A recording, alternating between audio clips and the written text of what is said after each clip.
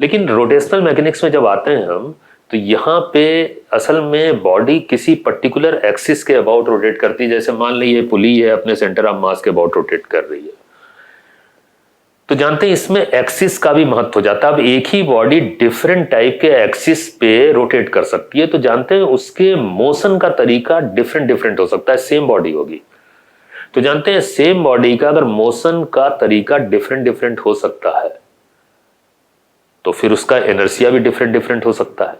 मेरा कहने का क्या मतलब है, आइए देखते हैं जरा सा।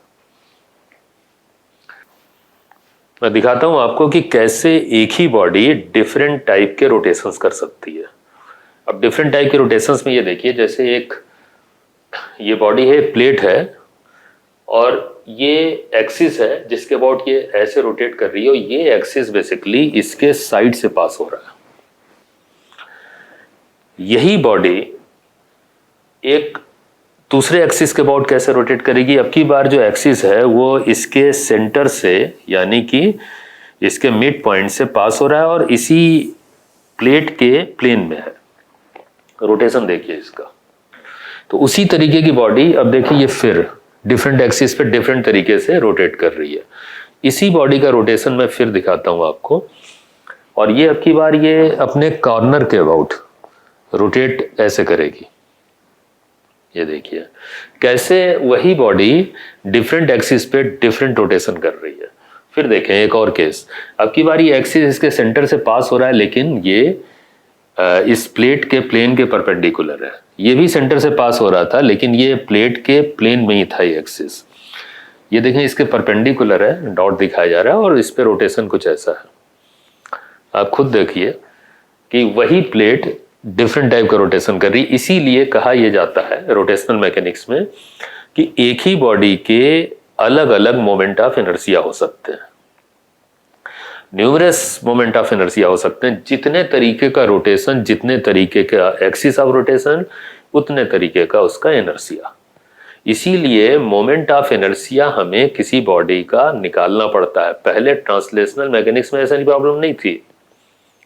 ट्रांसलेशन मैकेनिक्स में सिर्फ मास होता था और वही इनर्शिया का मेजरमेंट होता था। तो बॉडी किसी भी शेप की हो, सीधी चल रही है, उसके मास से उसका इनर्शिया नाप लेते थे, तो वो बदलता नहीं था। अगर बॉडी गिवन है तो मास भी गिवन है। लेकिन यहाँ पे चूंकि एक्सिस ऑफ रोटेशन की बात आ रही है, तो मोमेंट ऑफ इनर्शिया, जिसे मोमेंट ऑफ इनर्शिया आप बोलेंगे, रोटेशनल इनर्शिया भी बोल सकते हैं, वो बदल जाता है। अगर आपको ध्यान हो, इसका फॉर्मूला एक पॉइंट मास के लिए जो मोमेंट ऑफ इनर्शिया का जो एक्सप्रेशन होता था, वो अगर आपको याद हो तो mr², I = mr²। अभी मैं दिखाऊंगा। तो उसमें मास तो होता ही था, और r जो है बेसिकली एक्सिस ऑफ रोटेशन से डिस्टेंस होती थी। वो जो डिस्टेंस है उसका यूज होता था mr²। तो डिस्टेंस किससे, एक्सिस ऑफ रोटेशन से। उसी से फर्क पड़ जाता है कि एक्सिस कहाँ है और बॉडी कैसे रोटेट करेगी, तो मोमेंट ऑफ इनर्शिया अफेक्टेड हो जाता है। तो इसीलिए मोमेंट ऑफ इनर्शिया फाइंड करने का पूरा एक चैप्टर है, अच्छा खासा वर्क है इस पे।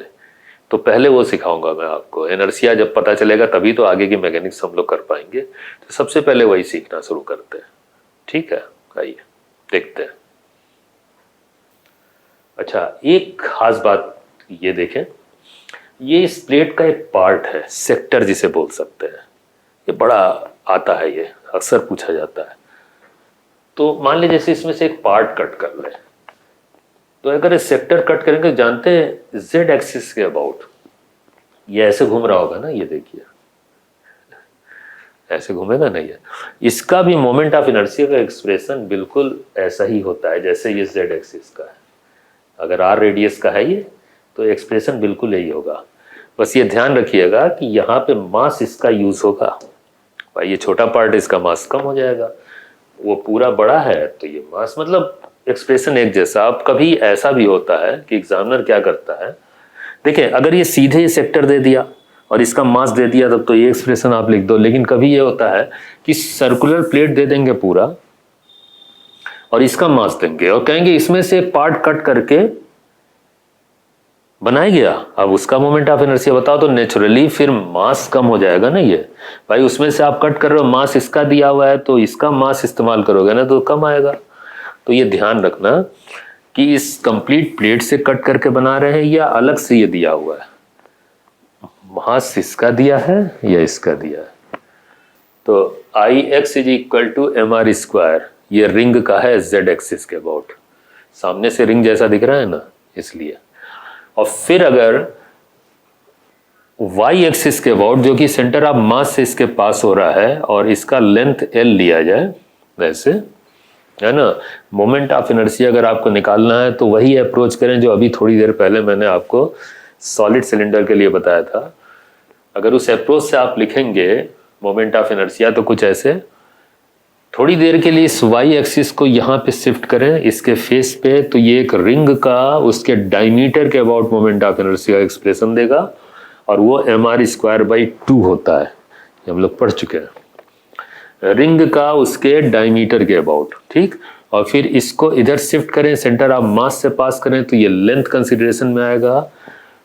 तो लेंथ के हिसाब से एक रॉड का अगर एल लेंथ का सेंटर ऑफ मास के अबाउट मोमेंट ऑफ इनर्शिया लिखेंगे तो हो जाएगा एम एल स्क्वायर बाई 12। इन दोनों के एडिशन से ये आई वाई बनता है।